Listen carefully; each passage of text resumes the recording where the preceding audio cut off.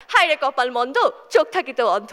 এই অন্ধের দেশে আয়না বিক্রি করে যদিও কোনো লাভ নেই, তবু আমার মূল বক্তব্যটি শুরু করা যাক। পৃথিবীর বুকে হাজার বছর ধরে বেঁচে থাকা সভ্যতাগুলোর একটি হলো আমাদের উপমহাদেশের সিন্ধু সভ্যতা। প্রত্নতাত্ত্বিক গবেষণায় পাওয়া গিয়েছে প্রায় 2000 বছরের সভ্যতায় পাওয়া যায় না কোনো রাজপ্রাসাদের চিহ্ন কিংবা কোনো শাসনের ইতিহাস। কেননা সে সমাজে মানুষের মাঝে ছিল সমতা, ছিল ঐক্য, ছিল সংবেদনশীলতা, এবং তাদের শিলালিপি ও আধুনিক ড্রেনেজ সিস্টেমগুলো তো আজও বড় বড় অনেক শহরের জন্য দৃষ্টান্ত। এরকম টেকসই সভ্যতাকে কাম্য রেখে বিতর্ক শুরু করছি। বিতর্কের বিষয় স্মার্ট প্রযুক্তি নয়, সংবেদনশীল মানুষই টেকসই সভ্যতার চাবিকাঠি। আসুন শুরুতে যুক্তি খণ্ডনে আসা যাক। আজকে আমার বিরোধী দলীয় বন্ধুরা বলে গিয়েছেন যে বাস্তবতা নির্মম, এবং এই বাস্তবতায় একটি আদর্শ যে আমরা টেকসই সভ্যতার কথা বলছি সেটা এক্সিস্ট করে না। এখন আপনার বুঝতে হবে এই বাস্তবতা নির্মম বলেই বর্তমান সভ্যতাগুলো টেকসই হয় না। এবার আসা যাক, আজকে তারা অনেক কথা বলে গেলেন যে বর্তমানে জলবায়ু ও পরিবেশ পরিবর্তন হচ্ছে, বর্তমানে স্বাস্থ্য মহামারী দেখা যাচ্ছে, রাজনৈতিক নৈরাজ্য এবং সাংস্কৃতিক অবক্ষয় দেখা যাচ্ছে। হ্যাঁ মাননীয় সভাপতি, আমরাও তাদের সাথে একমত, কিন্তু আপনাকে বুঝতে হবে এই সব ধরনের সমস্যাগুলোর সমাধান কিন্তু কোনো মানুষের কাছ থেকে এসেছে। সেই মানুষটাকে সংবেদনশীল মানুষের চিন্তাধারা থেকে এই সমস্যাগুলোর সমাধান এসেছে, এবং সমাধান হিসেবে কি এসেছে? স্মার্ট প্রযুক্তি। অর্থাৎ এ থেকে আমরা বুঝতে পারছি যে স্মার্ট প্রযুক্তি হচ্ছে বর্তমানে টেকসই সভ্যতা গড়ার একটি নিয়ামক মাত্র। কিন্তু যদি আমরা চাবিকাঠি কিংবা মূল ভিত্তি হিসেবে কিছু একটা চিন্তা করি, সেটা হতেই হবে একজন সংবেদনশীল মানুষের চিন্তাধারা। এখন আসা যাক, তারা আজকে বলে যাচ্ছেন যে স্মার্ট প্রযুক্তি বলতে আমরা বর্তমানে চলমান প্রযুক্তির কথা বলছি।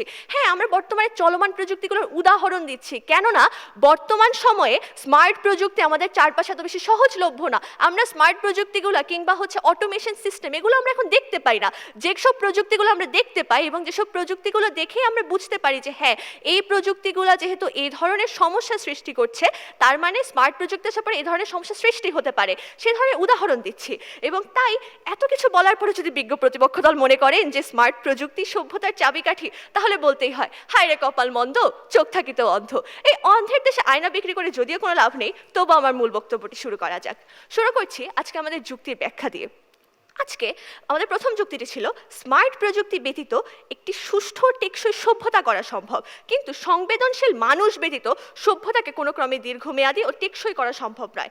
আজকে আমার বক্তব্য আমি শুরুই করেছি সিন্ধু সভ্যতার উদাহরণ দিয়ে, যারা কিনা তৎকালীন প্রযুক্তিগত দিক থেকে রোমান কিংবা মিশরীয় সভ্যতার চেয়ে অনেকাংশেই পিছিয়ে ছিল। তারপরেও ইতিহাসের পাতায় সেসব সভ্যতাদের পাশেই স্বর্ণাক্ষরে লেখা আছে সিন্ধু সভ্যতার নাম, কেননা সেটি ছিল একটি টেকসই এবং সুদূর প্রসারী সভ্যতা। কেন? রাজাহীন একটি সাম্রাজ্যেও তারা ঐক্য, সমতা এবং সংবেদনশীলতার দরুন সমৃদ্ধি লাভ করেছে। মাননীয় সভাপতি, টেকসই সভ্যতা হওয়ার কিছু নিয়ামক আছে যা কিনা আমার বিরোধী দলীয় বন্ধুরাও আমার সাথে একমত হয়েছেন, যেমন অর্থনৈতিক অগ্রগতি, পরিবেশ রক্ষা, সাংস্কৃতিক চর্চা, জ্ঞান ও প্রযুক্তি ইত্যাদি। এখন চিন্তা করে দেখুন, স্মার্ট প্রযুক্তি হচ্ছে টেকসই সভ্যতা গড়ে তোলার একটি উপাদান মাত্র। অন্যদিকে সভ্যতাকে দীর্ঘমেয়াদী ও টেকসই করার জ্বালানি রূপে কাজ করে সংবেদনশীল মানুষদের তীব্র অনুভূতি, অন্যায়ের বিরুদ্ধে তাদের প্রতিবাদ করার ক্ষমতা এবং মানব কল্যাণের স্বার্থে কাজ করার তীব্র আকাঙ্ক্ষা।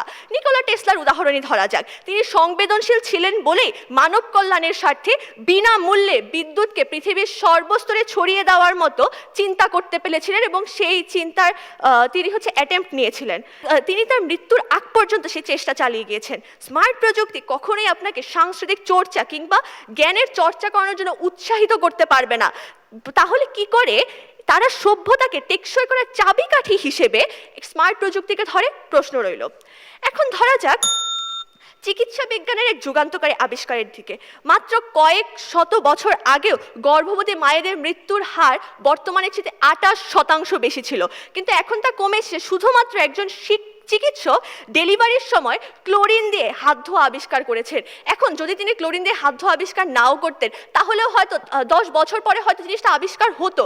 কিন্তু দেখা যেত এই যে 10 বছরের যে সময়কালটা, সেই সময়কালটা কমে এসেছে। কেন? কারণ একজন সংবেদনশীল মানুষ চিন্তা করেছেন। এখন আসা যাক আমাদের দ্বিতীয় যুক্তিতে। মানব সভ্যতার জন্য যে কল্যাণকর যে স্মার্ট প্রযুক্তি, তার ব্যবহারিক সূচনাই ঘটেছে সংবেদনশীল মানুষের হাত ধরে। তাই এই প্রযুক্তিগুলোর যথাযথ বাস্তবায়নের জন্য হলো সংবেদনশীল মানুষের বিকল্প নেই। মাননীয় সভাপতি, চিন্তা করুন, ভোট দেওয়ার জন্য ইভিএম মেশিন হোক কিংবা ইডুটেক হোক, শিক্ষার জন্য যারা এসব প্রযুক্তিগুলো জনসাধারণের মাঝে ছড়িয়ে দিয়েছেন তারা নিঃসন্দেহে সংবেদনশীল মানুষ, এবং তারা মানুষের কষ্ট বুঝতে পেরেছিলেন দেখেই তারা এই ধরনের বিষয়গুলো মানুষের সামনে তুলে ধরেছেন এবং স্মার্ট প্রযুক্তিগুলো সৃষ্টি করেছেন। এবং তাই আরও একবার প্রমাণিত হয় যে স্মার্ট প্রযুক্তি নয়, বরং সংবেদনশীল মানুষই টেকসই সভ্যতার চাবিকাঠি। ধন্যবাদ।